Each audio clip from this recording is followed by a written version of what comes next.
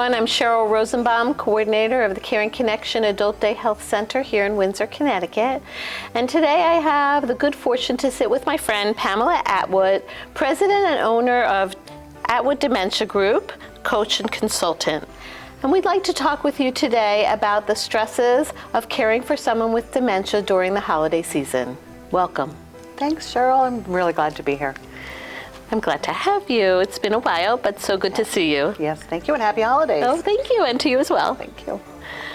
So, we would like to help caregivers get through this season with as little stress as possible.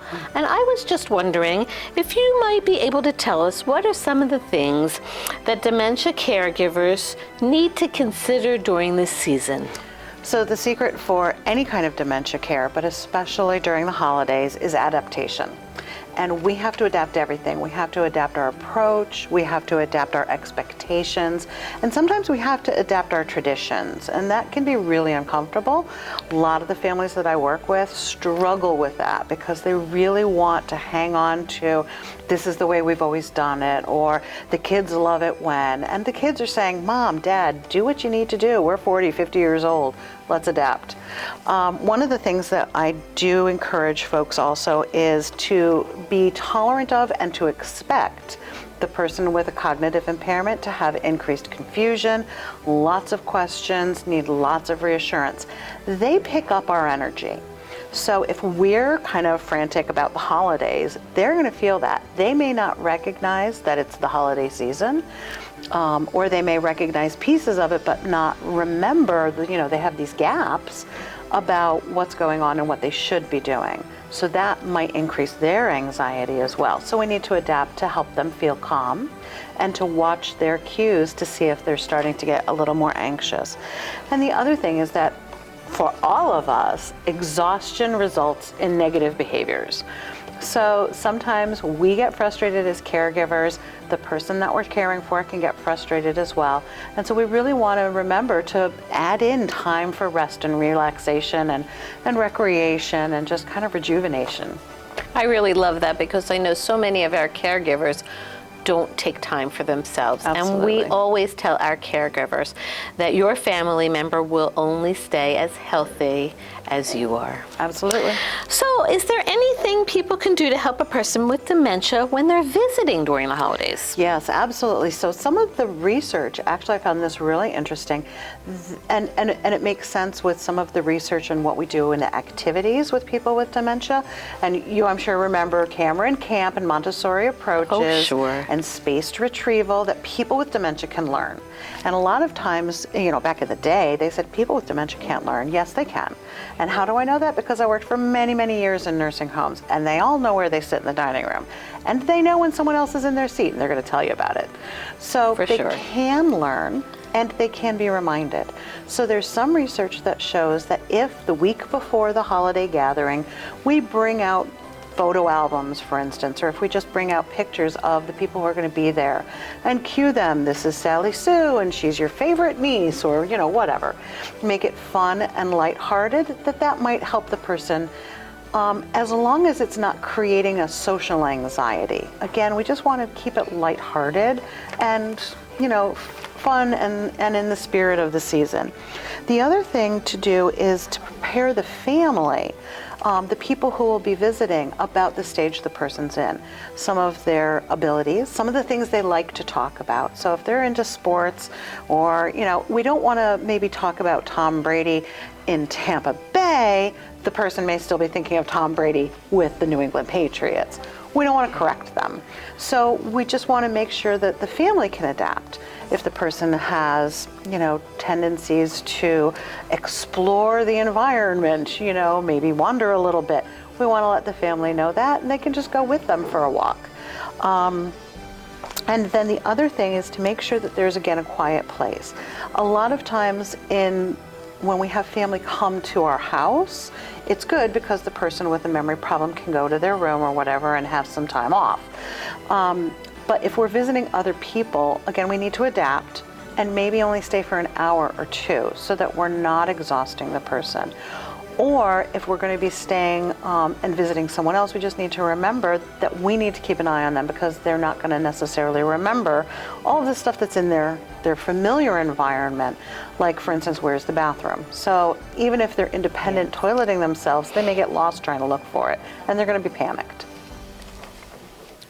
I love these suggestions. I know that our families are really going to be able to utilize them. Oh, I'm happy to help. So, do you have any ideas for gift giving? Oh, lots. There's so many more now. When my grandmother had Alzheimer's, she passed away in 1998, and back then there was like nothing. You could get her a muff, or, knit her a scarf. That was really it. Or when she was in the nursing home, a lap blanket. I can't even imagine now, how, although those things are still nice, there's so many more options. There's everything from age appropriate and stage appropriate puzzles, for instance. You can get a 36 or a 9 or a 3-piece puzzle. You can also make your own with the person as well. There are all kinds of different things that you can get to help with their memory, kind of not to remind them or to ask them about memories, but to help them build cognitive reserve. So it could be something like a bingo game that is based on wildlife. There are all kinds of resources, and anything from activities and recreational to more practical suggestions like a weighted blanket. Weighted blankets are wonderful because they give a person that sense of peace. They're so effective that they're now marketing them to general population. But especially for people with a cognitive impairment, that can be really, really helpful. The other thing to consider is like a terrarium or simple plants, especially if the person liked gardening. Wintertime can be really tough, but sometimes we can even, there are like tabletop gardens that you can get now that have grow lights, so you can have fresh vegetables or flowers throughout the winter months. So for those of us who love that, it's fun. And it's also something that they can do to take care of people.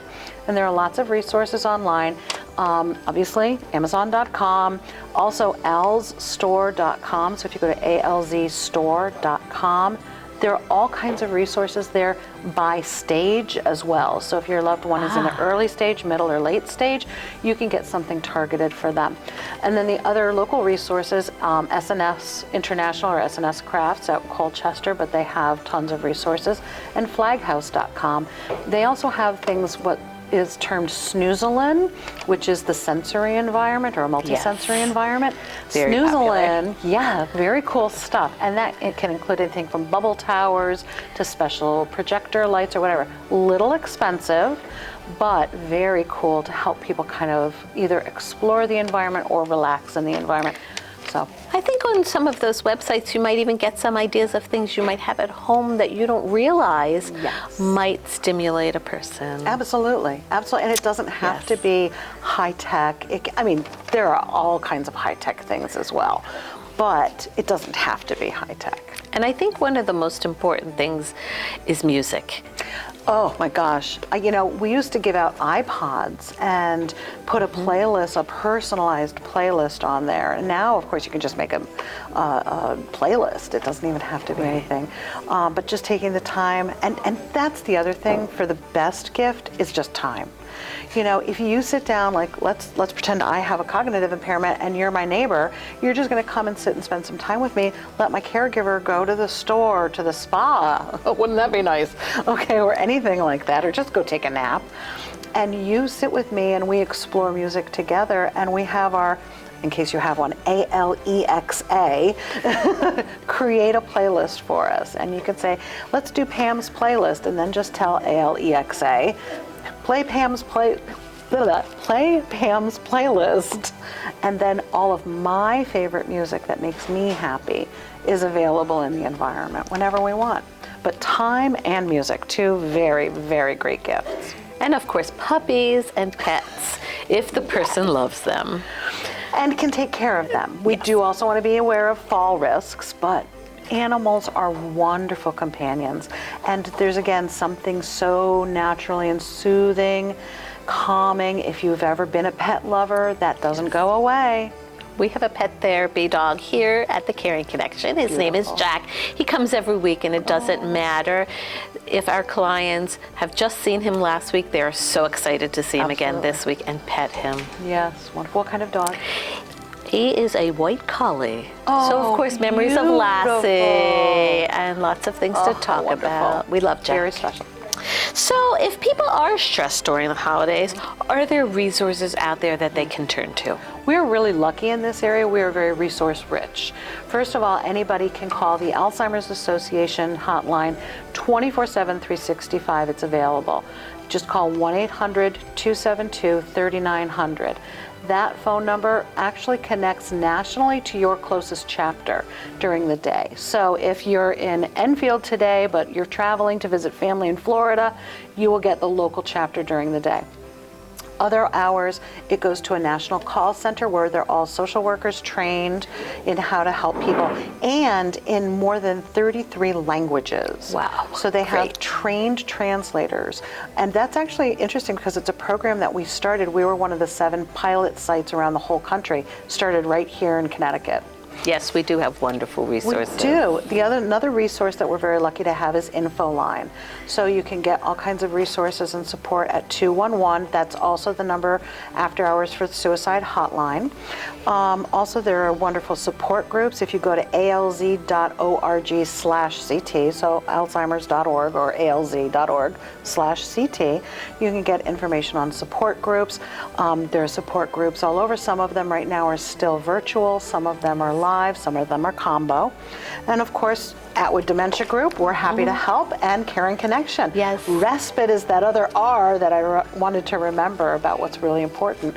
And respite, getting a break so that you can go out and do your holiday shopping.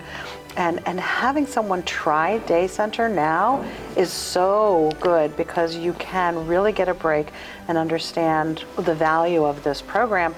They don't have to worry about, the person with a cognitive impairment doesn't have to worry about, the social stresses because everything's adapted for them. Yes, that is definitely one of our key features here in Adult Day. And here in Windsor, as the coordinator of this program, I am also available to help people find some resources. So feel free to call us here at the Caring Connection, 860-547-0251.